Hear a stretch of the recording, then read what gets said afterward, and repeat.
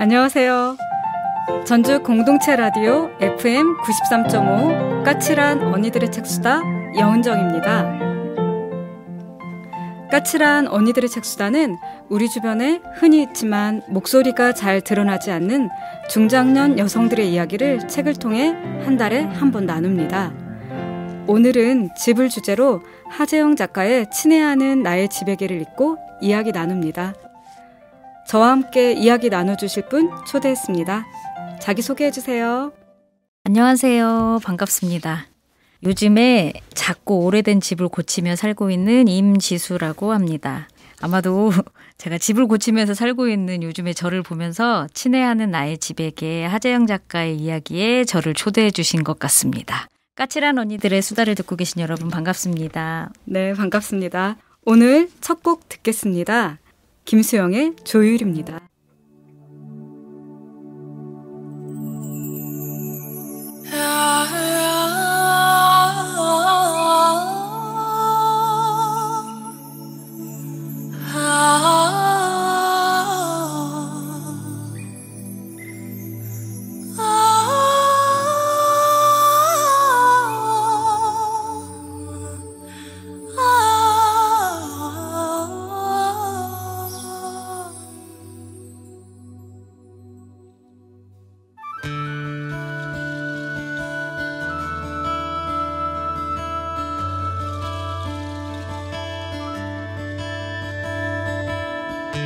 알고 있지 꽃들은 따뜻한 5월이면 꽃을 피워야 한다는 것을 알고 있지 철새들은 가라앉을 때가 되면 날아가야 한다는 것을 무엇이 문제인가 가는 곳 모르면서 그저 달리고만 있었던 거야 지고지순했던 우리네 마음 언제부터 진실을 외면해왔었는지 잠자는 하늘님이여 이제 그만 일어나요 그 옛날 하늘빛처럼 조율 한번 해주세요 정다웠던 시냇물이 검게 바다로 가고 드높았던 파란 하늘 뿌옇게 보이질 않으니 마지막 가까웠던 우리의 사랑도 그렇게 끝이 나는 건 아닌지 잠자는 하늘님이여 이제 그만 일어나요 그 옛날 하늘빛처럼 조율 한번 해주세요 짠자이라리란자이라리란자이 짜라리라라란자이라리란자이라리란자이 짤라이자리란자이 짜라리자리란자리라란자이라리란자이라리란 잠자는 하늘님이여 이제 그만 일어나요 그 옛날 하늘빛처럼 조율 한번 해주세요 잠자는 하늘님이여 이제 그만 일어나요 그 옛날 하늘빛처럼 조율 한번 해주세요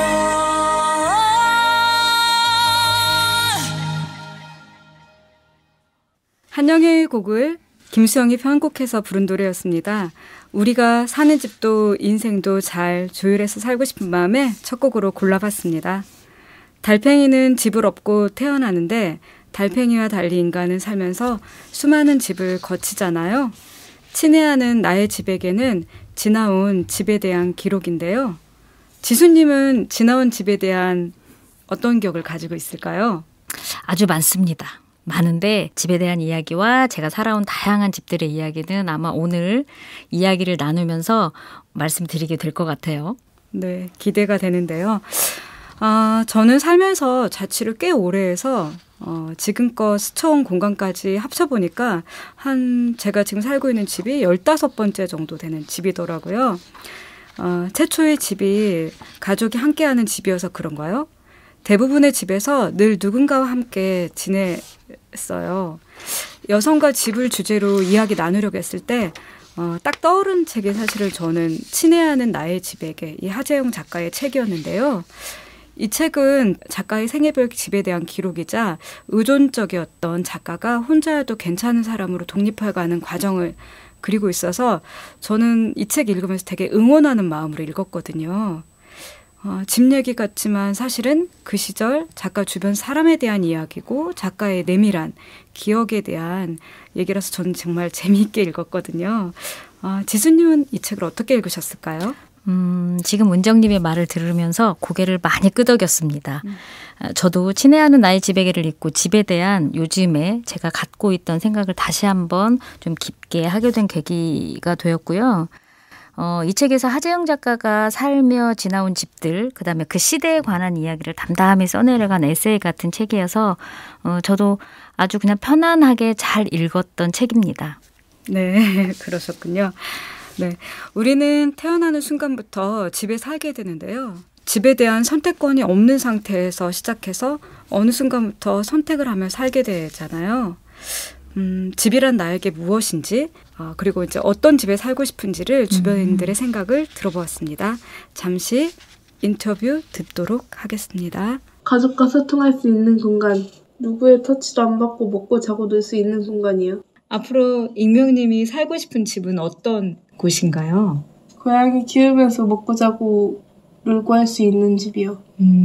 그렇군요. 마련할 수 있기를 바랍니다. 지금으로는 택도 없죠. 저 지금 돈도 없어요. 네. 그러면 몇 살 때 집을 마련할 거예요? 21살이나 20살 때요. 우와. 화이팅입니다. 나는 비만 안 새면 비 새면은 심란하잖아. 근데 이제 청량한 사람들은 비가 새야지 청량하다 그러더라고. 근데 나는 안 청량한 삶을 추구하기 때문에 비가 안 샜으면 좋겠다. 그 정도예요. 많이 원하지 않아. 그냥 누울 때만 있고 비는 안 샜으면 좋겠다. 뭐 한 가지 더 추구한다면 곰팡이가 좀 없고 그냥 너무 시끄럽지 않고 그러면 되지 뭐 얼마나 내가 부귀영화를 누리겠다고 뭐 정원 없어도 돼. 요즘 다 정원 있으면 좋겠다 그러는데 정원 있으면 허리 아프고 손 아프고 그러니까 비 안 새고 곰팡이 없고 따뜻하고 그냥 누울 때 있으면 돼요. 살고 싶은 집이 없어. 나는 그냥 앞으로는 그냥 캐리어 하나만 가지고 그냥 이 집 저 집 동가숙 서가식 하면서 이렇게 살고 싶어요. 그냥 뭐 집이라는 게 필요가 없어. 그냥 천지 때깔이 집인데 내가 꼭 가지고 있으면서 그거를 막 관리하고 또 막 청소하고 빨래하고 얼마나 힘들어요. 얻어먹고 사람들이 손가락질 하더라도 그냥 그것을 묵묵히 받으면서 그래 나는 손가락질 받을 만하다. 그러나 나는 캐리어 하나만 있으면 될 것 같아요. 작지만 내 성격과 내 삶의 방식이 녹아져 있는 집에 살고 싶고 아파트처럼 이렇게 정형화된 집보다는 작고 소박하지만 점점 내가 내 생각과 좋아하는 것들이 여기저기 계속해서 만들어가는 그런 집에 살고 싶어요. 일단 지금 살고 있는 집은 편안하고 내가 어느 정도 내 취향에 맞게 만들어 놓은 집이긴 하지만 아직도 뭔가가 부족한, 그리고 이제 내 가족들이, 사랑하는 가족들이 밖에서 일하고 와서 쉴 수 있는 공간과 식상하지만 맛있는 것도 먹고 편안하게 쉴 수 있는 그런 공간입니다. 네, 인터뷰를 해주신 익명님, 그리고 지선님, 은하님 다시 한번 감사드립니다. 집에 대한 생각은 인터뷰 내용에서도 볼 수 있듯이 비슷한 듯 하면서도 다른데요. 지수님이 생각하는 집이란 어떤 것인가요?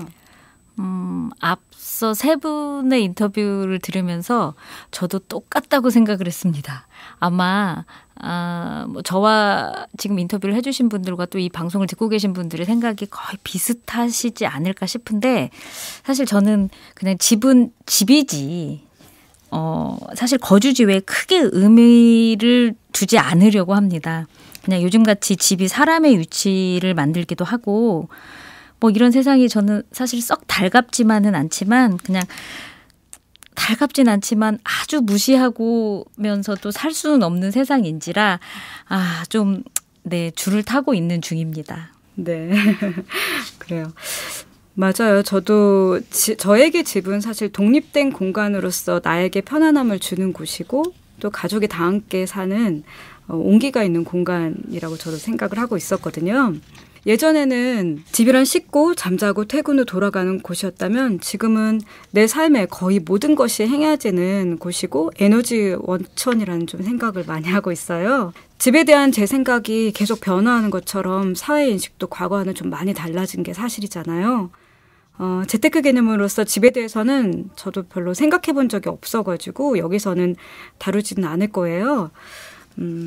근데 이제 그건 있죠. 안 팔리는 집보단 그래도 누구나 살고 싶은 집이라면 좋겠죠. 그죠? 맞습니다. 네. 우리나라는 대부분의 사람들이 비슷한 학창 시절을 보내는 이제 이런 생애 주기의 특성상 어떤 부분에서는 비슷하기도 하고 경제적 상황에 따라 좀 다르기도 하잖아요. 저는 이 책을 읽으면서 제가 시골 출신이어서 그런가 작가의 유년 시절 기억은 좀 낯설고도 신기했어요. 80년대 중반 저희 동네 친구들이랑 반 친구들이 몇 년 사이 도시로 다들 이사를 나갔거든요. 그래서 그때 친구랑 막 편지를 주고받으면서 함께 내과에서 수영했던 친구가 도시로 이사 간 뒤에 저한테 보낸 편지에서 나 워터풀장 갔다? 막 이런 이야기 썼을 때 너무나 생소한 느낌? 그래서 사실 하재영님의 어린 시절의 이런 집과 관련된 에피소드 보면서는 생활 문화에서 오는 낯섦? 이런 것이 조금 생소하게 느껴지긴 했거든요. 역시 이전의 이야기처럼 방금 전에 하신 은정님의 이야기도 대단히 공감이 가는 이야기인 것 같아요. 그러니까 저도 은정님과 다르지 않게 사실 집은 사람이 만들어가는 공간이잖아요.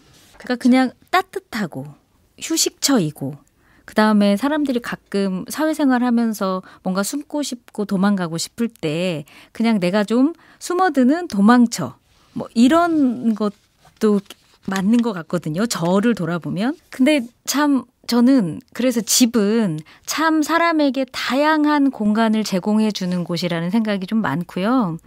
제가 한 가지 또 덧붙이자면 그 새로운 공간에 가면 언제나 그 어색함과 낯설음, 두려움들이 좀 많이 저는 오거든요. 그러니까 새로운 길을 가거나 그다음에 어떤 공연을 보러 간 공연장에서 그다음에 평소에 그 내가 잘 접하지 못했던 크기의 건물들, 공간들을 보면 좀 그 위압감과 어색함이 드는 것들이 대단히 불편함으로 저는 오더라고요. 그래서 제가 좀 작아지는 것 같기도 하고 이런 것들이 사실 과히 막 기분이 좋은 느낌은 아니거든요.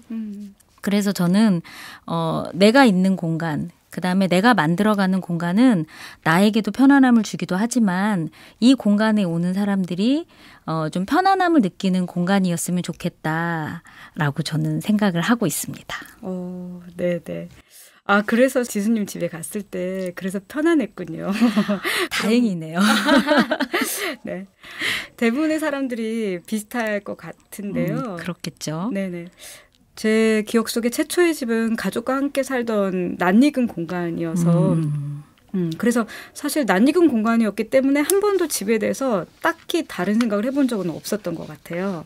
근데 저도 제가 이제 중학교 진학하면서 늘 쓰던 안채가 아니라 이제 사랑채로 나와서 그때부터 제 방이 생기면서 내 공간에 대해서 생각해 보게 된 것 같아요. 그래서 그때부터 사실 일기도 쓰고 보물상자에 내가 소중하게 여기는 것들을 이렇게 넣어두고 또 라디오로 음악을 듣고 그러면서 그 시기가 비밀이 생긴 시기이기도 했고 나만의 공간이어서 되게 좋았던 네. 시기라고 저는 기억하거든요. 지수님은 언제 처음 자기만의 공간에 대한 욕구가 있었나요? 저는 사실 어렸을 때부터 제 방이 있었거든요. 그래서 내 방을 갖고 싶다라는 생각은 사실 하지 못했었는데, 제가 대학을 막 입학하고 난 이후에 정말로 집에서 벗어나고 싶은 독립의 꿈을 꾸었습니다. 그래서 정말 단식 투쟁을 시작으로 정말 다양한 방식의 투쟁 끝에 자취방을 쟁취했어요. 근데 부모님이 얻어준 저의 생애 첫 자취방이 부모님이 살고 계신 옆집이었어요. 아니, 그러다 보니 평소에 제가 집에 있을 때는 제 방문을 잘 열어보시지 않았던, 사춘기의 딸이니까 잘 열어보지 않으셨던 아버지께서 출퇴근 시간에 저희 집을 들리시는 거예요. 엄마가 어디 갈 때마다 잠깐 짬이 날 때마다 우리 집을 문을 열고 들어오시고 오빠 언니가 들고 날 때마다 저희 집에 들러서 저를 확인하시더라고. 근데 제가 집에 내 방을 갖고 집에서 살 때보다 더욱 심한 압박감을 느끼게 되는 거예요.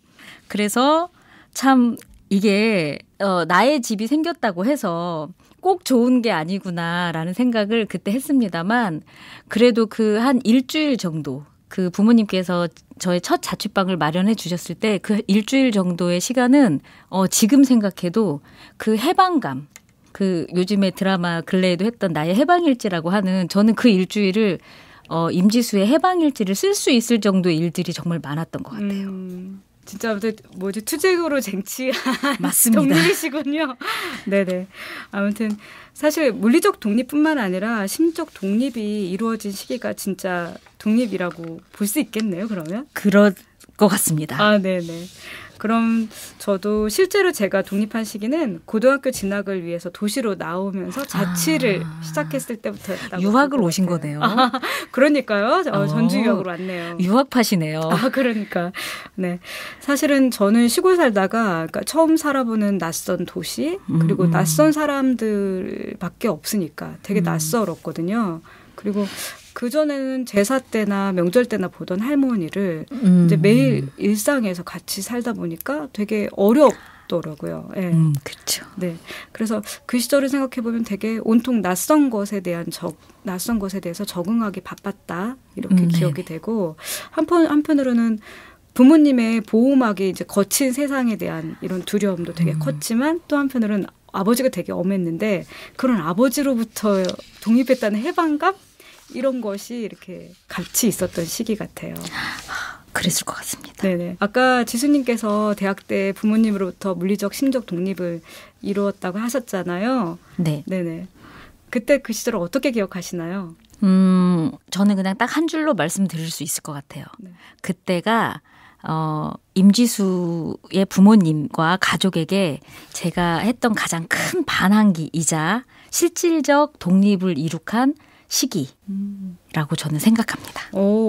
이 책에 보면 자기만의 방은 독립과 해방의 공간이기 전에 나의 눈물을 타인에게 들키지 않을 권리였다.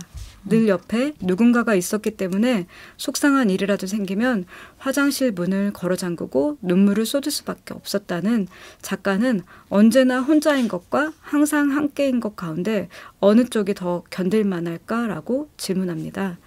공간을 소유한다는 것은 자기만의 시간을 확보한다는 의미라고 하는데요. 살면서 나만의 방을 간절히 원했던 순간이 지수님은 있으셨나요? 저는 저만의 방을 어렸을 때부터 제가 갖고 있었기 때문에 방에 대한 개념은 사실 생각해보면 크게 없었던 것 같아요. 다만 침해받지 않기 위해서 노력을 좀 한 부분이 있었던 것 같거든요. 저는 조금 경험이 다른데 육아 집중기에 아이들이 좀 어렸을 때 정말로 혼자만의 공간이 너무너무 필요했었거든요. 그래서 사실 그때는 견딜 수 없을 때는 제가 잠깐만 얘들아 라고 얘기하고 엄마 잠깐 혼자 있을게 하고 이제 안방 문을 잠그고 잠깐 들어가 있으면 사실 잠깐은 괜찮은데 이제 조금 시간이 지나가면 아이들이 굉장히 두려워해가지고 결국에 그게 이제 오래 가지는 못했거든요. 사실 이제 그 시절 이제 지나오니까 지금은 이제 아이들이 오히려 자기만의 방에 자신들이 들어가고 맞습니다. 함께 할 수 없다는 게 좀 아쉽더라고요. 그래서 옛날에 이런 날이 올 줄 알았다면 그렇게 안가님 혼자만의 방을 가지려고 안가님 안 썼을 건데 네. 그래 지금은 이제 아이들 한 번이라도 더 얼굴 보려고 제가 주로 거실에 생활하는데요. 얼굴 보기 힘듭니다. 네. 그리고 지수님 지금 집을 고치고 있다고 아까 하셨잖아요. 네. 네. 언제쯤 완공이 될까요? 완공이라 제 주변에 정말 많은 분들이 제가 집을 고치고 있다는 걸 알고 계신 분들은 제가 집을 고치기 시작한 때부터 그리고 지금까지 한 기간으로 따지면 본격적으로 한 게 작년 9월이었던 것 같거든요. 그때부터 지금까지 언제나 묻는 질문입니다. 그래서 완공은 언제 되는 거야? 이사는 언제 가는 거야? 뭐 언제 우리를 부를 거야? 이런 말들이거든요. 근데 사실 이 집은 완공 시기가 정해져 있지 않습니다. 제 생각에는 앞으로 한 3년쯤 이렇게 살면서 고쳐가면 3년 후쯤에는 그래, 이 정도면 됐어라는 말을 하게 될 수도 있지 않을까 생각하고 있고요. 이제 그 이유가 사실 거의 모든 공정과 작업들을 제 손으로 직접 하고 있다 보니 일예로 화장실 세면대 하나를 다는데 하루 종일 정말 한 8시 오전 8시 40분에 시작해서 한 90% 정도의 세면대를 완성시키고 난 시간이 저녁 7시 30분이더라고요. 그러니까 이런 과정들을 제가 거치다 보니 이 집의 완공 시기는 사실 결정할 수 없는 것 같습니다. 정말 이게 직접 내 손으로 집을 고친다는 것은 우리가 생각하는 그냥 마트에 가서 가구점에 가서 내가 필요한 가구를 사고 그다음에 내가 어떤 업자에게 벽을 칠해주세요. 화장실 변기를 놓아주세요. 싱크대를 놓아주세요. 라고 말을 하는 것과는 갭 차이가 너무너무 큽니다. 0에서 100 정도. 네네.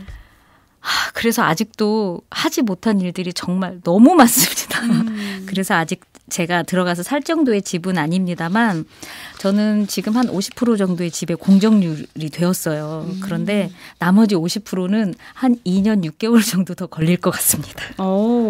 집이라고 하는 게 그러니까 누가 다 한 거에 들어가는 것과 내가 하나씩 고쳐가는 건 제가 볼 땐 느낌도 다르고 애정의 도가 다를 것 같거든요. 네, 맞습니다. 네네. 제가 고민을 한 적이 있어요. 중간에 정말 큰 난관에 부딪혔을 때 고민을 좀 해보았습니다. 지금 은정님이 말씀하신 것처럼 다 지어놓고 다 세팅된 집에 들어가는 게 좋을까? 아니면 지금 이렇게 내가 마음에 드는 색을 칠하고 내가 마음에 드는 화분도 놓고 그다음에 저는 쓰레기통 뚜껑을 최근에 제가 만들었는데요.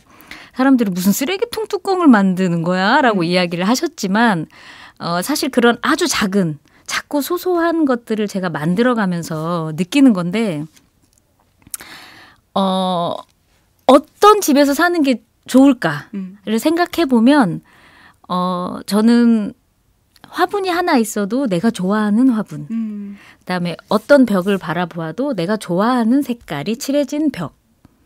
이런 것들을 볼 때 제가 더 행복감을 느끼게 될 것 같아요. 그래서 그런 과정을 거치고 있는 중입니다. 네네. 아무튼 너무 기대가 되는 집이에요. 네, 감사합니다.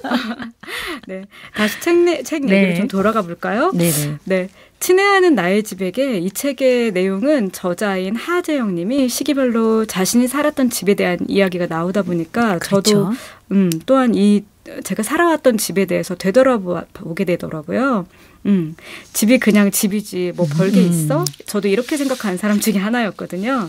근데 이 책을 이제 오늘 소개하려고 다시 생각해 보니까 그동안 살았던 집에 대해서 다시 생각해 보니까 집마다 다 느낌이 달랐다. 이거를 새삼 알게 됐어요.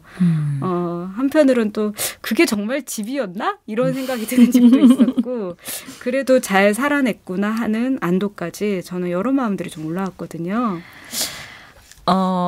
맞는 것 같아요. 저도 그랬던 것 같습니다. 저도 지금까지 살아온 집들을 좀 생각해 보면 작은 정말 사람들이 말하는 손바닥만한 마당이 있는 집이어도 저는 그런 곳이 있는 그 집에서는 병아리를 정말 꽤 많은 숫자의 병아리를 좀 키워봤고요. 그다음에 옥탑이 있는 집에서는 식물, 그다음에 오리도 좀 키워봤고요. 그다음에 뭐 이런 것들을 좀 생각해 보면 저는 지금까지 제가 살아온 집들의 환경이나 조건에 맞춰서 제가 좀 그런 집들을 이용하면서 살았던 것 같아요. 완전 부럽은데요. 왜냐면 어쨌든 집의 환경에 따라서 내가 그 집을 잘 활용해 살았다는 거잖아요. 그랬던 것 같습니다. 제가 지금까지 봐온 지수님 스타일을 봤을 때는 충분히 그 집을 잘 조율해서 살아보셨을 것 같아요. 네. 그 조율이라는 말이 맞는 것 같습니다. 네네. 집도 저에게 일정 부분의 조건을 제시하면서 저에게 맞춰준 거고 저도 그 조건을 받아들여서 맞춰서 살았던 것 같아요. 그러게요. 멋져요. 또 한편 저는 생각해보면 지금껏 살았던 집에 대해서 쭉 기억을 해보면 나쁜 기억은 별로 없어요. 근데 좀 기억에 남는다라는 집이 한 곳이 있었거든요. 그곳은 사실 바닷가 근처에 있는 집이었거든요. 근데 거기는 문 닫은 이발소 건물에 있던 집에 제가 잠깐 살았었는데 사실 이 집이 되게 특이하고 기억에 남았던 거는 이 집에 살 때 아침마다 옆집 부부가 계속 싸움을 하시는 거예요. 그래서 이 악다구니 소리에 잠이 깨가지고 이제 그래서 이 집에서 항상 이제 그런 아침에 일어날 때마다 불안한 거야. 왜냐하면 여기에 혹시라도 이렇게 또 폭력 사건이 이런 것이 일어날까 봐서 약간 걱정하면서 깼었거든요.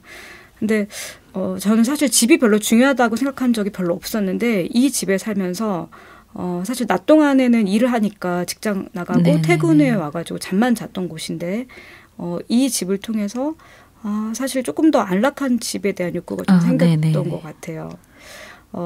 이 하재용 작가의 책에 보면 세상에는 열악한 환경에서도 품위를 잃지 않으려고 애쓰는 사람들이 있다. 그런 사람조차 기어이 바닥을 드러나게 만드는 장소가 있었다. 피곤하고 지친 나머지 끝내 화만 남은 이들에게는 인간성을 유지하는 데에도 노력이 필요했다. 나는 이웃들을 좋아할 수 없었지만 차마 미워할 수도 없었다.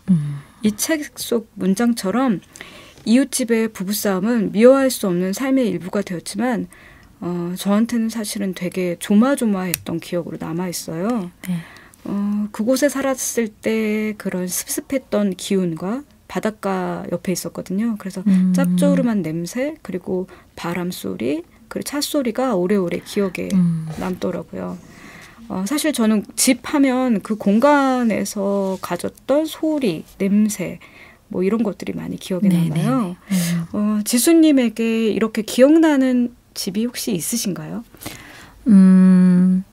그 살았던 모든 집들의 다양한 형태나 사실 아까 말씀하셨던 주변의 조건들은 사실 다 머릿속에 기억이 나는 것 같거든요. 그런데 저는 사실 특별히 안 좋은 집, 그다음에 뭐 특별히 더 좋았던 집 이런 것들은 사실 뭐 이렇게 딱히 떠오르진 않는 것 같은데 사실 지금 질문을 주시니까 생각해 보니까 제가 앞에 말씀드렸던 것처럼 저는 좀 환경이나 이런 주어진 조건에 적응을 좀 잘하는 사람인 것 같아요. 그런 것들에 저는 좀 잘 적응해서 살았던 것 같습니다. 오, 정말 부러운 능력이네요. 네. 집이라고 하는 게 뭐 공간, 시간의 의미뿐만 아니라 그 안에 들어왔던 사람들에 대한 기억도 같이 소환되는 거잖아요. 그렇죠. 네. 그 시절 인간관계가 이제 저절로 떠오르잖아요. 집 생각하면. 그렇죠. 네네. 사실 저는 제가 생각하는 최초의 집다운 집은 성인이 된 이유죠. 전세 11평이었지만 그 집이 되게 기억에 남거든요. 아주 오래된 아파트였는데 그곳이 제 20대를 통틀어서 가장 안정적인 주거 공간이었거든요. 네. 주거 안정이 마음의 안정과 맞닿아 있음을 정말 온몸으로 알게 된 시기였어요. 사실 그 당시에 제일 좋았던 거는 이제 지인들을 초대해서 여러 가지 것들을 하고 했던 것이 참 좋았고, 이제 지인들한테 내놓을 방이 있었다는 거. 누군가 놀러 왔을 때 여기서 하루 머물다가 그렇게 내놓을 수 있는 마음이 정말 좋더라고요. 네네. 그래서 지수님이 생각하는 자기가 지금까지 살아온 집 중에서 최고의 집은 어떤 집이었을까요? 사실 저는 그 최고의 집을 만들고 있는 중인 것 같습니다. 저도 은정님과 크게 생각이 다르지 않은 것 같고요. 제가 지금 은정님이 아까 말씀하셨던 사람들이 우리 집에 와서 머물다 갈 수 있는 방이 있어서 너무 좋았다고 얘기하셨잖아요. 저는 제가 어떤 다른 사람들이 집에 갔을 때 그 집에 살고 있는 사람들을 잘 모르면 사실 그 집에 어떤 것들이 좀 다 불편해지거든요. 좀 편안한 사람 집에 갔을 때는, 관계가 편안할 때는 사실 그 사람이 머물고 있는 공간도 사실 편안하게 느껴지는 것은 맞는 것 같아요. 그런데 꼭 이런 느낌들은 그러니까 인간과 인간 사이에서만 있는 것은 아닌 것 같고, 저는 제가 지금 고치고 있는 집을 예로 들어서 제가 지금 너무 그 일에 집중을 하고 있다 보니 그 집에 이제 최근 일입니다만 마당에 디딤돌을 하나 놓았어요. 하나는 아니지만 여러 개 디딤돌을 사람들이 딛고 다닐 수 있는 돌을 놓았는데, 이 디딤돌은 이 집을 뜯으면서 나왔던 구들장의 돌을 이용을 했거든요.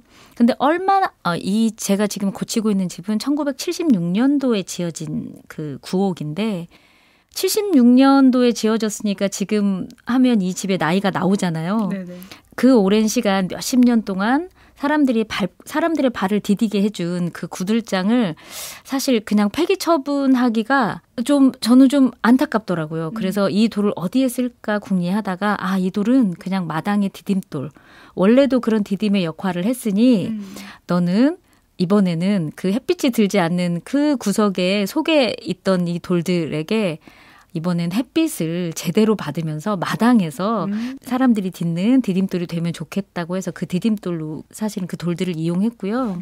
그다음에 제가 마당을 아직 집이 온전하게 갖춰지지 않았기 때문에 사실 마당에 심고 싶은 것도 너무 많은데 아직 할 수가 없습니다. 어떤 시행착오를 겪게 될지 몰라서 다시 또 파내거나 이런 과정들이 생기지 않을까 싶어서 아직은 마당을 좀 정리를 하지 못하고 있습니다만, 최근에 또 전주에 그 커피집을 하시는 지인이 수선화를 한참 주셨어요. 근데 그 수선화는 사실 작년 가을에 심었어야 되는 수선화인데, 구근을. 겨울을 꼴딱 넘기고 제가 3월 말에 마당 한켠에 일단 심어두었거든요. 그러니까 그런 것들. 그다음에 제가 다른 분들께 나눔받은 나무들을 좀 심어두었습니다. 그렇게 저는 좀 내가 지금 만들고 있는 집이 좀 이야기가 있는, 사람들의 이야기가 있는 곳이었으면 좋겠고, 그리고 저에게 그런 나눔을 해준 분들이 와서 당신들의 어떤 것이 그 집에 있다면 조금 더 편안함을 느끼지 않을까, 그런 생각에 그런 이야기들을 만들어가고 있습니다. 네. 어쨌든 구들장의 운명도 그렇고, 그리고 이렇게 분양받은 꽃들, 나무들 이런 것들이 잘 성장하는 그런 집이었으면 좋겠어요. 네, 아마 저한테는 이 집이 최고의 집이 될 것 같습니다. 네네. 그렇게 보여요. 지수님은 혹시 다른 사람의 집에 갔을 때 제일 먼저 눈에 들어오는 게 뭐가 있을까요? 사람의 오감이 어색함과 낯섦의 어떤 딱 대면을 하게 되면 사람의 오감이 다 작용을 하게 되는 것 같습니다. 그래서 저는 일단 좀 몸이 좀 굳는 좀 어색함, 그다음에 그 맡아지는 냄새, 그다음에 시각적으로 느껴지는 그 빛, 창을 통해서 들어오는 그 집 안에 들어오는 빛, 그다음에 그 집에 살고 있는, 그 공간에 살고 있는 사람들이 혹시 키우는 식물이 있다면 식물. 그러니까 이런 것들이 저한테는 먼저 보이고 느껴지는 것들이더라고요. 그다음에 저는 식물을 워낙 좋아하다 보니 공간 안에서 키우는 식물들을 좀 보면 이 식물을 키우는 사람의 성향이나 이런 것들도 저는 좀 보이더라고요. 성향을 어떻게 파악하죠? 식물의 종류에 따라서? 저만의 방법이 있습니다. 그래요? 네. 궁금한데요? 네, 저만의 방법은 다음에 한 번 더 초대해 주신다면 그때 말씀드리도록 하겠습니다. 그럼 식물 이야기로 한번 이야기할까요? 네. 네, 감사합니다. 식물이 먼저 보인다는 우리 지수님 이야기 잘 들었고요. 사실 식물을 보면서 집중의 성향을 파악한다고 하니까 우리 집에 오면 나를 어떻게 파악하지? 이미 알고 있겠지만 그런 궁금증이 좀 생겼고요. 저는 은정님이 네. 식물을 대단히 귀하고 예쁘게 잘 키우시는 걸 알고 있습니다. 네, 고맙습니다. 네. 사실 저는 이제 어떤 집에 들어갔을 때 후각이 가장 먼저 반응을 하거든요. 네네. 그래서 이제 이사 가려고 여러 집을 돌아보면서 저는 이제 시각적인 것보다 후각에 되게 예민하다는 것을 제 스스로 좀 알았고, 그래서 아무리 집이 깨끗해도 냄새가 좋지 않으면 일단 좀 거부감이 들었고, 그리고 이제 집에 좀 습한 기운이 있다 그러면 싫은 마음이 많이 올라오더라고요. 그래서 환기를 자주 시키는 편인데 이제 사람마다 중요하게 생각하는 게 다 다르다는 느낌이 좀 들어요. 그리고 집마다도 다 느낌이 다르다고 생각하는데. 그렇겠죠. 네네. 근데 이제 이 책에 보면 작가가 이런 얘기를 하죠. 집이 나를 지켜본다는 느낌이 들 때가 있다. 집을 의인화하는 것은 아빠의 영향 때문일 것이다. 집에 대해 불만을 늘어놓거나 이사 가고 싶다고 투덜댈 때마다 작가의 아버지는 말했다고 해요. 집을 험담해서는 안 돼. 집이 다 듣고 있다라고요. 이 부분을 읽으면서 저 되게 좋았거든요. 사물이든 사람이든 아끼고 좀 소중히 다루면 저는 좀 영혼이 깃든다는 생각이 좀 들어서 그렇게 대하는 것들이 되게 함부로 취급하지 않는 기본 자세라고 생각하거든요. 네. 이런 마음으로 공간을 쓰고 사람을 대하면 어쩐지 그 공간에 생기가 넘치고 되게 따뜻한 느낌이 좀 들어요. 네. 사실 그런 공간에 갔을 때 느껴지는 정갈함 되게 저는 좋아하거든요. 지수님은 어떠세요? 저도 하자영 작가의 이 책을 읽으면서 가장 공감됐던 부분이에요, 사실. 그런데 이 글은 하자영 작가가 사실 한 말은 아니고 작가의 아버지가 한 말이잖아요. 네네네. 집이 다 듣고 있다. 네네, 맞아요. 이게 어떻게 보면 되게 좀 소름 끼치게 무서운 말인 것 같기도 하고 어떻게 보면 사실 모든 것들에 저희가 앞에 잠깐 나왔던 하재영 작가가 사실 책에서도 많이 다루고 있는 품위, 그다음에 예의 이런 것들에 사실 대단히 기반한 아버지의 생각이신 것 같거든요. 네네. 그러니까 사실 여기에 제가 조금 전에 말씀드렸던 것처럼 가장 공감한 부분이 저는 이 부분이었거든요. 근데 작가의 말보다는 사실 이 아버지의 이 말에 저는 제일 가장 공감한 이 말이었는데, 저도 살면서 이런 작고 소소한 것들에 대단히 좀 예의를 갖추면서 살고 싶다. 그렇게 되지 않을 때도 저 스스로 되게 많긴 하지만 저는 정말 많이 노력하는 것 같아요. 제 얘기를 사실 듣게 되시는 분들이 너 정말 참 피곤하게 사는구나. 이렇게 사실 말씀하실 수도 있을 것도 같아요, 저는. 근데 저는 사실 집에서 가끔 쓰레기 봉투에 쓰레기를 다 채워서 담아서 들고 나와서 쓰레기장에 쓰레기를 버리잖아요. 요즘은 재활용이 분리수거를 딱딱 할 수 있게 되어 있고, 그다음에 쓰레기 봉투는 쓰레기 봉투대로 놓는 곳들이 따로 지정이 되어 있는데, 가끔 쓰레기 봉투를 들고 나와서 정말 그 쓰레기장에 휙 던져버리시는 분들이 있어요. 이제 너와 난 영영 이별이야. 이제 난 널 다시는 보지 않겠어. 정말 이런 마음이 들어있는 것처럼 쓰레기 봉투를 휙 던지고 가는 분들이 있거든요. 네네. 그다음에 사실 저도 이사를 어렸을 때부터 많이 다녀봐서 알지만, 제가 이제 새로 이사 갈 집에 가서 보면 그 전에 살았던 사람이 이제 다른 곳으로 이사를 가면서 내가 얼마나 살았을지 모를 이 집의 마지막을 어떻게 놓고 가는지도 대단히 저는 중요하다고 생각하거든요. 저는 제가 고등학교 때였던 것 같습니다. 저희 집이 다 이사를 하는 어떤 상황이 있어서 그 집을, 이사 갈 집을 갔는데, 그때는 아마 서울의 어느 전셋집이었던 것 같아요. 그 집을 갔는데 집이 정말 너무 깨끗하게 정리가 되어 있고 너무너무 깨끗하게 청소가 되어 있는 걸 사실 봤어요. 뭐 엄마하고 저하고 뭐 언니하고 이렇게 갔던 기억이 있는데 집이 정말 너무 깨끗하게 정리가 되어 있는 거예요. 네. 그래서 같이 함께 올라왔던 그 주인께 엄마가 묻더라고요. 아, 청소를 벌써 해두신 거냐. 그때 좀 아니 우리가 한 게 아니다. 이전에 살았던 사람이 이렇게 해놓고 나갔다라는 이야기를 하시더라고요. 사실 저는 그때 그 전까지는 뭐 청소 이런 것들에 대해서 생각해보지 않다가 그 집을 제가 그 10대 때 겪으면서 아, 나도 살면서 내가 이사를 가게 되는 어떤 경우가 있다면 꼭 이렇게 이 집에 내가 아닌 다른 누군가가 분명히 와서 살 것이기 때문에 아, 나도 이 다음 사람에게 이런 느낌을 주면 참 좋겠다라고 생각했던 저는 그 이후로 좀 그런 것들을 실천하고 있는 것 같거든요. 네. 그래서 그냥 저는 아주 작은 일일 수 있어요. 아, 그다음에 하나 더. 저는 정말 오래전부터 자동차 운전을 저도 하고 있습니다만 자동차의 방향 지시등 네네. 그다음에 핸들을 꺾는 어떤 행동들을 할 때 차가 반응을 하잖아요. 네네. 저는 그럴 때 그 운전자의 그 현재의 상태가 좀 느껴지는 것 같거든요. 물론 제 생각입니다만 네네. 또 유명한 말 있잖아요. 자동차 깜빡이도 감정이 있다. 이런 말들이 있잖아요. 네네. 저는 그걸 정말 많이 느끼고 있거든요. 네네. 그러니까 그런 어떤 우리가 생각하는 생명이 없는 사물을 대할 때도 저는 좀 내가 지닌 어떤 것들, 그다음에 언젠가 헤어질지도 모르지만 그 순간까지는 좀 소중하게, 그다음에 예의를 지켜서 그것도 혹은 나도 품위 있게 만나자 주의입니다. 네. 역시 지수님 너무나 이 철학이 멋져요. 그리고 저도 그거 되게 공감하는데요. 저도 이사 나오면서 이제 그동안 집에게 우리가 살게 해준 집에게 감사하다라고 인사하고 나오고 새로 집에 갈 때도 인사를 했거든요. 잘 부탁드립니다라고. 근데 이제 이게 네. 책을 읽어서이기도 한데 사실은 왜냐면 집이라고 하는 게 무생물이지만 네. 저는 이제 그 집에 살았던 사람들의 어떤 것들이 남아있다고 생각하거든요. 네, 그래서 네. 그런 자세가 되게 좋은 것 같아요. 왜냐면 그동안 살아왔던 집은 감사한 마음이 정말로 들었고 네.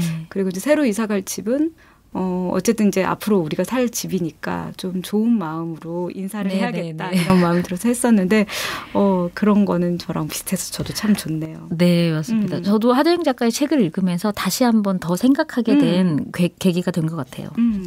그니까요.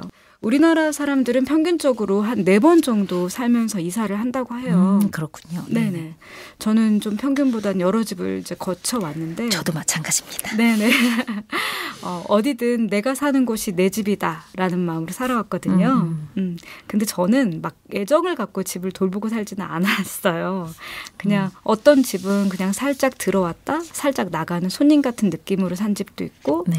또 어떤 집은 이제 제가 얹혀 살다 보니까 최대한 내 흔적을 이렇게 지우고 살던 집도 있었고, 그리고 내 집이다 여기고 꾸준히 뭔가를 돌보게 된 건 저는 사실은 결혼하고 나서부터 좀 집에 있는 시간이 많아진 뒤부터는 조금 돌보게 된 것 같아요. 네네. 뭐 제가 막 뭔가 에너지가 많아가지고 뭔가를 막 팍팍팍 바꾸고 이런 사람은 좀 아니어가지고 그렇게까지는 안 했지만 그래도 좀 내가 살고 있는 공간을 좀 깨끗하게 쓸고 닦고 유지하려고 노력은 했던 것 같아요. 네. 또 저는 이 책에서 되게 또 좋았던 부분 중에 하나가 작가가 함께 살던 동생과 따로 살게 된 시점이 있었잖아요. 네네네. 그렇죠. 그러면서 작가가 동생과의 결별로 약간 정신적, 경제적으로 이제 어려움이 좀 있었다라고 얘기를 하거든요. 네네. 근데 사실은 이게 이제 제가 이게 비슷한 느낌인지는 모르겠지만 어쨌든 부모로부터 처음에 독립때 나왔을 때 저도 약간 향수병 비슷한 게 있었거든요. 그래서 그런 불안함도 있지만 사실은 자기 삶에 그리고 자기 자신에 약간 직면할 수 있는 기회가 저는 이렇게 독립의 기회라고 생각하거든요. 그래서 이분이 이제 하지영 작가가 이런 얘기를 해요. 독립을 위해서 필요한 것은 집과 일이었다. 라고 말을 하거든요. 그때부터 이 작가가 닥치는 데 일을 해서 스스로 집을 얻을 돈을 마련하고 집을 얻고 셀프 인테리어를 막 하잖아요. 네. 그래서 전셋집이라도 자기가 돈을 들여서 자신이 좋아하는 공간으로 변신시키는 과정이 저는 그렇게까지 열정적으로 해본 적이 없어서 진짜로 멋있어 보이더라고요. 그래서 지수님은 이제 현재 집을 고치고 계시잖아요. 네. 취향껏 고치고 계시는 거 맞죠? 그럼요. 지금 저에게 주어진 경제적, 환경적, 물리적 조건에서 최선을 다하고 있습니다.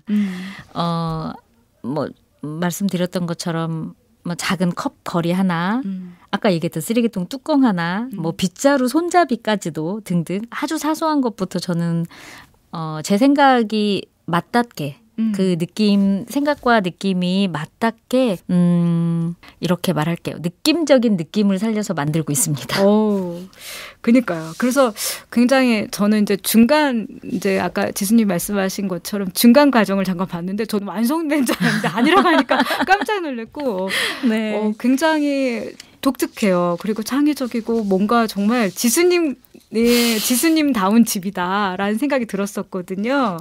아무튼 완성된 집이 너무너무 궁금하고, 사실 집을 혼자 고쳐본 사람은 정말 이제 제가 느끼기에는 세상에 두려울 게 하나도 없을 것 같아요. 여기 이제 보면 이 작가가 관계에 소극적이었던 본인이 이제 좋아하는 사람에게 먼저 고백할 수 있었던 이유가 남자에게 의존적이었던 이전과 달리 혼자여도 괜찮은 사람이 되었기 때문이라고 하거든요. 그래서 거절당해도 괜찮아라고 생각하고 이야기했다고 해요. 고백을 했다고 해요. 그래서 이제 이 부분을 읽을 때 사실 제 경험하고도 좀 겹쳤거든요. 저는 이제 되게 등산을 좋아했는데 사실 등산이라고 하는 게 혼자 가면 조금 무섭잖아요. 그래서 과거에 제가 이제 지인들하고 막 일정을 맞추는데 너무 맞추는 게 힘드는 거예요. 그래서 그냥 한번 혼자 가볼까 하고 갔는데 처음엔 진짜 무서웠는데 해보니까 또 별거 아니더라고요. 그렇죠. 언제나. 네네. 그래서 사실 혼자이기 때문에 내 판단, 이걸 믿을 건 나밖에 없으니까 그래서 되게 더 철저하게 준비하고 그러면서 더 독립성이 더 강해진 것 같아요. 그래서 제가 보니까 이제 지수님이 혼자 이렇게 집을 고쳐보는 이 과정을 해보면 저는 세상에 두려울 게 하나도 없을 것 같은 느낌인데. 저는 정말 거꾸로 말하고 싶습니다. 집을 진짜 혼자 고치고 있는 사람으로서 정말 세상 두려움을 많이 느끼고 있습니다. 그래요? 정말로 저는 정말 완벽하다고 생각했어요. 이건 더 이상 손대지 않아도 괜찮아. 이 정도면 정말 괜찮아 했던 어떤 부분이 다른 부분과 딱 맞닿게 되다 보니 다 뜯어야 되는 상황들이 너무 많이 발생을 하는 거예요.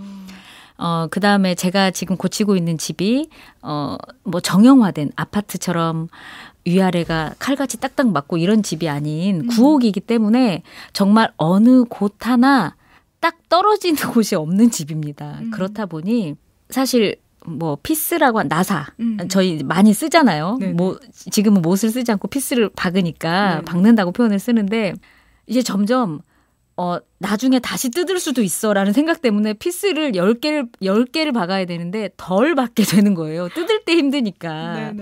점점 제가 이렇게 변해지더라고요. 그다음에 사실 그렇게 해놓으면 필시 뜯는 상황들이 많이 발생을 했습니다.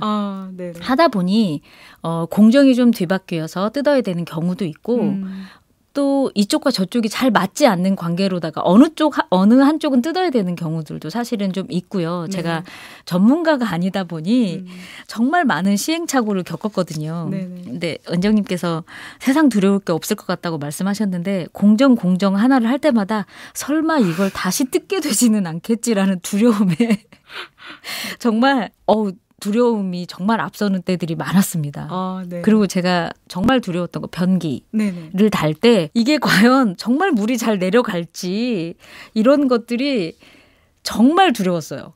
근데 한 70% 정도 공정을 완료하고 나서 물을 내려보았죠. 물이 잘 내려가더라고요. 그때의 이 안도감은 정말 세상을 그때 그 느낌은 세상 모든 일을 난 다 할 수 있을 거라고 생각했죠. 변기도 다는데 내가 뭘 못하겠니? 이런 느낌이 사실 있었어요. 그런데 결국엔 그 변기도 한 번 더 뜯게 되는 일이 있었죠. 그래요. 이런 일들이 사실 반복되면서 아까 말씀하신 것처럼 두렵기도 하지만 그래 결국 뜯고 다시 하면 되지라는 저만의 좀 뭐라고 해야 될까요? 다시 하면 되지라는 마음의 여유? 여유까지는 아닌 것 같고요. 네네. 얼마든지 다시 할 수 있다. 용기. 그래 다시 뜯으면 되지라는 네. 용기는 사실 정말 많이 얻은 것 같습니다. 뭐든지 할 수 있는 두려움보다는 하면 되지. 라는 생각이 훨씬 더 많아진 것 같아요.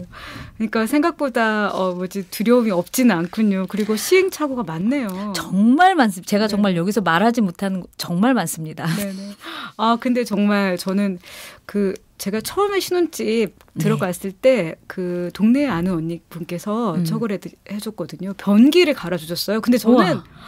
지금까지 봐왔던 여성분 중에 우와. 변기를 가는 사람 처음 봐가지고 진짜 멋있었거든요. 우와 정말 멋있는 분이신데요. 이 어려운 걸 어떻게 하려고 그냥 쉬워 이렇게 얘기를 하시는 거예요. 근데 저 두 번째로 멋있는 분이세요. 변기 그런 거를 공사를 하고 물을 내리고 뭐 다시 듣긴 했지만 화장실이 2개입니다. 지금 고치고 있는 집이. 네네. 하나는 네. 지금 이제 세면대와 변기가 달려서 사용이 가능한데 지금 네. 하나는 아직 바닥 미장 중에 있습니다. 네. 네, 이 두 번째 변기와 두 번째 세면대는 실수 없이 잘 달아질 거라고 저도 한번 생각하며 용기를 갖고 한 번 더 도전해 보겠습니다. 되게 잘 될 것 같은데요? 감사합니다. 네네. 네. 네. 아까 은정님께서 말씀하신 네네.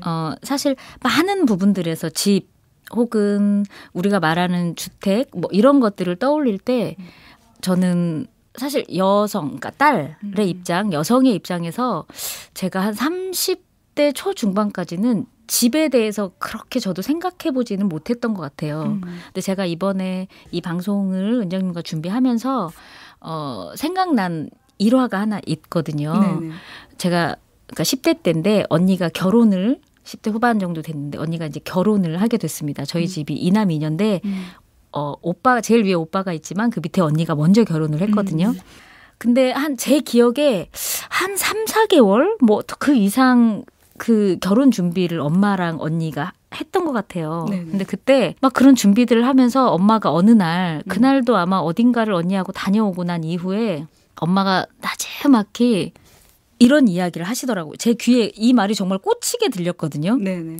이렇게 힘들게 고생하느니 그냥 떡하니 그냥 집 하나 하는 게 100번 낫겠다라는 이야기를 하시더라고요. 저게 무슨 얘기일까 생각해보니 지금도 사실 많이 그러실 것 같지만 그래도 지금은 많이 뭐 결혼할 때 남자 반 여자 반 뭐 이렇게 해서 한다는 이야기들을 많이 듣고는 있습니다만 그때는 남자는 무조건 집, 여자는 혼수, 그러니까 살림들을 장만하는 게 사실 사회적 인식으로 그렇게 진행이 됐었던 것 같아요. 네네. 맞아요. 그러니까 그냥 집 하나 떡하니 준비하면 그냥 그 집만 하나 준비하면 될 걸.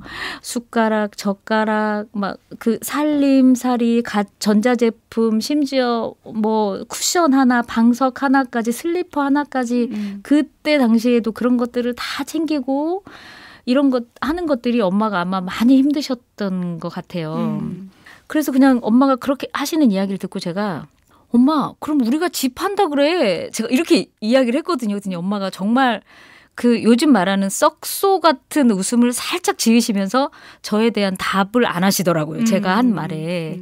사실 그냥 저도 불과 얼마 전까지도 남자가 집을 해오면 여자는 그 집 안을 채우는 뭔가 그런 살림들을 준비하지라고 그냥 너무 당연시하게 그냥 기야 아니야를 맞아 틀려를 논하기 이전에 그냥 그렇게 생각을 했었던 것 같거든요. 근데 지금은 사실 지금 생각이 저는 좀 제가 집을 준비하면서 바뀐 것은 아니고 내가 살고 싶은 집을 꿈꾸고 나도 집을 한번 만들어 봐야 되겠구나. 집을 한번 지어봐야 되겠구나라는 생각을 하면서 주변에서 집은 남자가 할 건데 뭐 여자가 어떻게 집을 짓겠다는 거야? 이런 이야기들 주변에서 저에게 하셨을 때 대단히 아직까지도 2020년을 넘어서는 이 20세기라는 이때에도 사람들은 사회적 관습에서 많이 벗어나지 못했구나.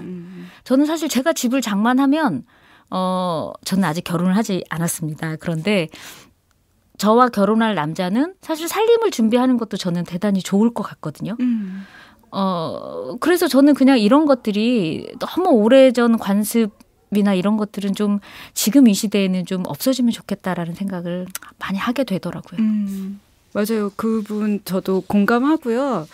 맞아요. 저는 이제 저도 결혼하면서 저는 별로 신경 안 쓰고 그냥 했는데 그래도 최소한은 이렇게 준비를 했었거든요. 근데 내가 원하는 스타일로 이렇게 고민해보고 같이 사는 사람들끼리 고민해보고 이런 거 기회보다는 사실은 주변인들이 다 알아서 먼저 사람들이 알아서 이런 케이스가 많고 저도 그런 케이스였어. 그래서 사실 저는 제 취향을 잘 몰랐거든요. 근데 이제 집을 보러 다니고 그러면서 사실 그렇게 알게 되는 것 같아요.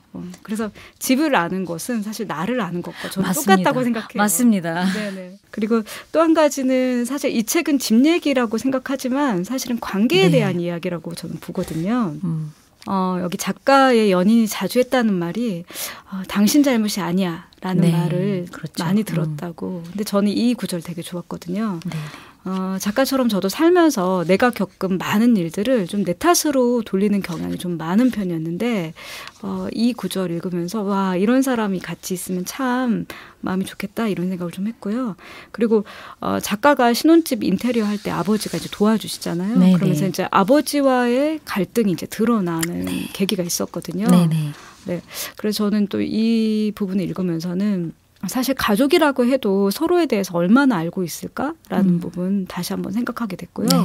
그리고 맺혀 있는 감정은 어떤 방식으로도 아무튼 튀어나오게 돼 있다라고 하는 거가 되게 공감이 되더라고요. 그러면서 아버지가 이제 작가한테 쓴 편지를 보면서 저 되게 울컥했거든요. 네네. 그럼에도 이 작가가 나중에 이제 온전히 사랑받고 있다는 느낌을 알잖아요, 아버지가. 그래서 그런 걸 알고 있다고 하는 게 삶에서 되게 큰 힘이 될 것 같아요. 네네. 그래서 저도 우리 아이들한테 그런 사람이고 싶습니다. 사실 집은 요즘에 1인 가구가 많으니까요. 1인 가구이든 가족으로 구성된 구성원들이 사는 곳이건 사실 집이라는 것은 매개체의 역할이지 이 집 자체가 어떤 가치성을 갖는다는 것에 대해서 저는 조금 사실 좀 맞지 않다라고 생각하거든요. 그 집에 살고 있는 사람들의 철학이나 가치가 더 중요하지. 그 집이 요즘에 뭐 얼마에 샀는데 얼마가 올랐어. 막 벌써 우리 집이 얼마인데 얼마가 떨어졌어. 막 이런 이야기들을 사실 저도 들으면서 같이 하게 되는 경우도 있습니다만 어떤 공간이든 그 공간에 머무는 사람들이 저는 중요하지. 그 집의 가치성은 사람으로 판단된다. 라는 이야기 저도 하고 싶습니다. 네네.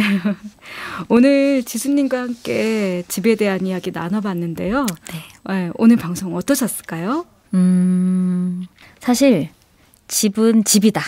집은 껍데기에 불과하다. 사실 이 하재영 작가의 친애하는 나의 집에게로의 책을 읽고 저도 은정님과 이런 관련 이야기를 나누면서 저도 사람이 집 같다. 집이 사람 같다라는 생각이 좀 깊어졌거든요. 저도 사람도 껍데기가 아닌 그 내면의 철학이 더불어 함께 살아가는데 아주 저는 중요한 역할을 한다라는 생각을 좀 해보았고요. 저도 덕분에 그냥 집을 고치고 짓느라 너무 정신없이 몇 달을 살아오고 있었는데 이번 기회를 통해서 이 집이라는 것, 사람들이 생각하는 이 단어 하나로 표현되는 것이지만 이 집이라는 것에서 조금 더 저는 깊이 생각해 보게 되는 계기가 되어서 참 좋은 시간들이었어요. 네, 저도 즐겁고 유익한 시간이었어요. 오늘 함께해 주신 임지수님과 인사 나누겠습니다. 집 잘 다듬으셔가지고 좋은 집에서 좋은 사람들과 행복한 나날 보내시기 바랍니다. 감사합니다. 저도 이 방송을 들으시는 분들 중에 나의 집, 나만의 공간, 그다음에 혹은 나만의 놀이터를 꿈꾸시는 많은 분들께서 꼭 실현해 보시기를 바라겠습니다. 네, 꼭 그렇게 될 수 있기를 저도 같이 기도하겠습니다. 네, 4월 까칠한 언니들의 책수단은 집을 주제로 하재영님의 친애하는 나의 집에게로 현재 집을 고치고 있는 임지수님과 함께 했습니다. 어떤 집에서 나는 살고 싶은지, 내가 좋아하는 것은 무엇인지, 어떨 때 편안함을 느끼는지 집에 대한 자신만의 이야기를 만들어갔으면 합니다. 5월에 읽을 책 안내합니다. 돌봄을 주제로 조기현님의 아빠의 아빠가 됐다를 가지고 이야기합니다.